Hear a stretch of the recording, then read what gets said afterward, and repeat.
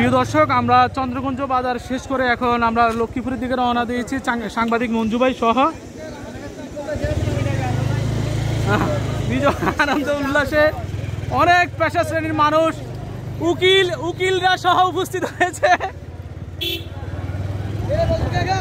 প্রিয় দর্শক, আপনারা দেখছেন আমরা চন্দ্রগঞ্জ বাজার থেকে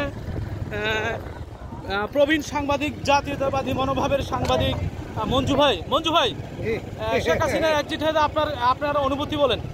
আমার অনুভূতি আনন্দের সীমা নাই। আর আমার স্নেহপ্রিয় সন্তানদের জন্য আমার প্রাণ কান্দে। ওকে, আপনারা দেখলেন আনন্দ উল্লাসে হাজারো মানুষ রাস্তায় নেমে এসেছে চন্দ্রগঞ্জ বাজার। আপনারা দেখছেন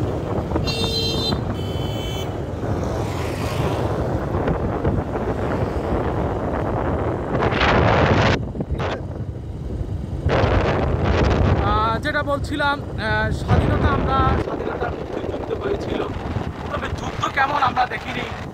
এই কয়েকদিনে আমরা যুদ্ধ দেখেছি, বাড়ি ঘরে আমরা থাকতে পারিনি। ব্যক্তিগতভাবে আমি সাংবাদিকতার করার মধ্যেও 4টি মামলা খেয়েছি লক্ষ্মীপুরে।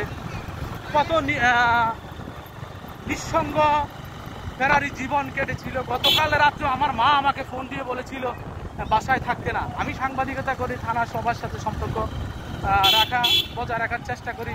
তারপর আমার মা আমাকে বলছে বাসায় থাকতে না।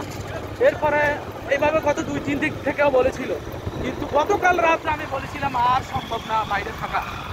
তো দেখেন এই দেশের বিভীষিকাময় জীবন ব্যবস্থা, রাষ্ট্রের অবকাঠামো, রাষ্ট্রের রাজনীতিক প্রতিহিংসা, পেশি শক্তি কীভাবে গ্রাস করেছে মানুষের মনে। আপনারা দেখেছেন এই আনন্দ উল্লাস, এই বাঁধ ভাঙা উল্লাস। আপনারা দেখেন রাস্তায় রাস্তায় আমরা দেখেছি। আজকের এই ভিডিও ইতিহাস হয়ে থাকবে আমাদের। আমরা ধরে এই বিজয় উল্লাস, আনোয়ার হোসেন বাদশুর আগমন, শুভেচ্ছা, স্বাগতম। আপনারা দেখেছেন। এদিকে ঘুরবেন নাকি? হ্যাঁ, প্রিয় দর্শক, একটু আগে দেখলে আপনি চন্দ্রগঞ্জ থানা বিএনপি সাধারণ সম্পাদক হুন্ডা মোহর দিয়ে গেলেন। আর আপনি সাধারণ জনতার উল্লাস, সমস্ত স্টুডেন্ট এখন রাস্তা নেমেছে, আনন্দ উল্লাস করছে। স্বাধীনতার পরে এত আনন্দ উল্লাস বাঙালি দেখে নাই। কি সবাই স্টুডেন্ট, এখানে সবাই স্টুডেন্ট। আপনারা দেখছেন আনন্দ উল্লাস করছেন।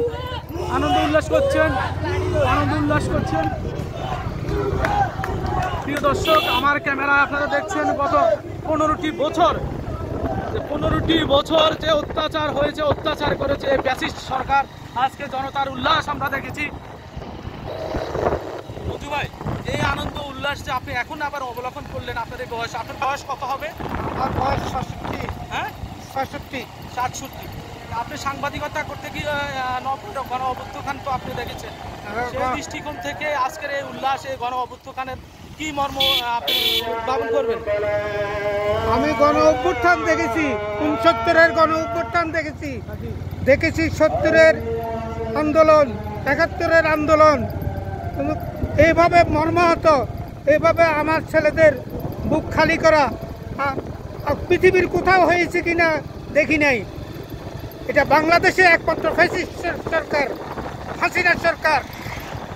ফ্যাসিস্ট হাসিনার কার্যক্রম সেখানে, সেটাই আমাদের জন্য। আমাদের পেশার অনেক সাংবাদিক দালালি করেছিল, সেই দালালদের ব্যাপারে আপনি কি বলবেন? সেই দালালদের ব্যাপারে দালালদেরকে পরোক্ষভাবে সহযোগিতা করেছিল।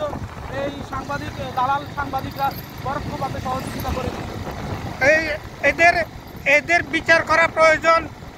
আমাদের সাংবাদিকতার ফোরামে। প্রিয় দর্শক, আমরা দেখছি চন্দ্রগঞ্জ থানার নিউট্রাল অবস্থায় রয়েছে।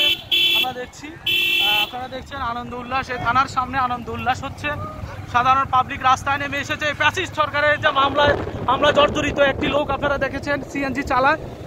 তো মঞ্জু ভাই, আপনি এই যে সাংবাদিক দালালরা ঢাকা শহরেও রয়েছে, আমাদের লক্ষ্মীপুরে রয়েছে, চন্দ্রগঞ্জে রয়েছে দালাল সাংবাদিকেরা, বিশেষ করে আমি আর আপনি অনেক সময় আমাদের আলুদ্দিন ভাই অসহায় ছিলাম। এই দালাল আমরা অসহায় অবস্থায় দিনাতিপাত করেছি এবং আমরা কোথাও যাইতে পারি নাই।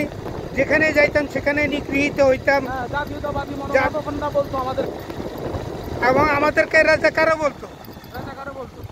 অথচ আমাদের সহপাঠী সহকর্মীরাও ছাত্রলীগ, যুবলীগ, আওয়ামী লীগ বা পুলিশ প্রশাসনের কাছে আমরা কোনো তদবির বা কোনো নিউজ করতে গেলে আমাদেরকে জাতীয়তাবাদী দল বিএনপির ট্যাগ লাগিয়ে আমাদেরকে কোণঠাসা করে রাখা হতো। এই ব্যাপারে আপনি নিজের একজন প্রবীণ সাংবাদিক সাক্ষী। হ্যাঁ, আমি এই ব্যাপারটা আপনি কি বলবেন? এই ব্যাপারটা আমি বলবো, এটা অতীত হয়েছে। সামনে আমরা এদের আমাদের ফোরামে, সাংবাদিকদের ফোরামে আমরা তাদের বিচার করব।